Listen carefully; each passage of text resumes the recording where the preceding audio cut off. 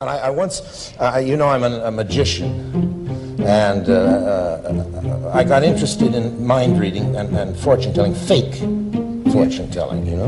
And I got to know a lot of old fakes who had retired as millionaires, you know. And they told me their secrets, how you do it. They have things that are called cold readings. A cold reading is you warm up the sucker by telling him things that he says, how could he ever know that, you see? You say, you know, between the ages of 13 and 15, you had a great change came in your life. But that happens in everybody's life. But he says, he came in and told me things I already see. You've got a scar on your knee. Everybody fell down and has a scar on their knee. Those are cold readings, you see. I have a scar on my knee. Sure How you did do. you know that? Yeah, you see?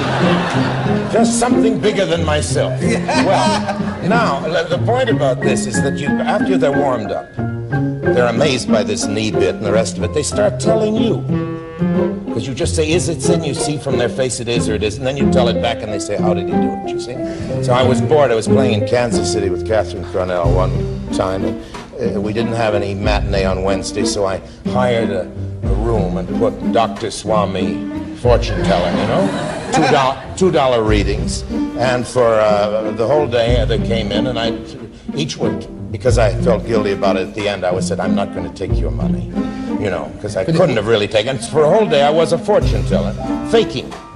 But then there began to happen to me the thing that does happen to fortune tellers, and which is the occupational disease of fraudulent fortune tellers. And they have a name for it. It's called becoming a shut-eye.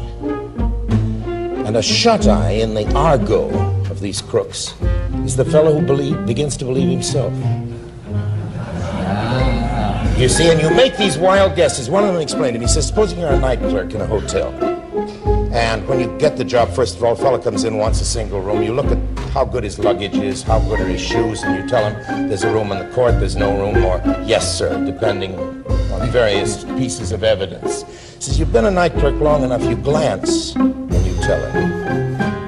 You've been a night clerk a little longer, and you don't have to look.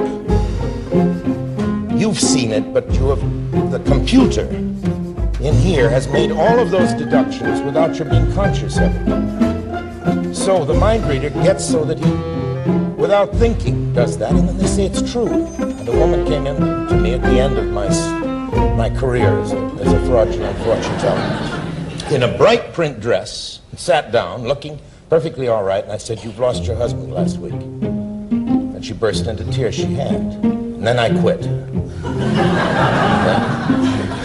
That was terrible. Yes, it's one of those things. Undoubtedly, it's not psychic. Undoubtedly, there was evidence of a tragedy. There was all kinds of things that went into the computer and got processed without me crookedly thinking what I'm going to say to her. And that's how it works, I think.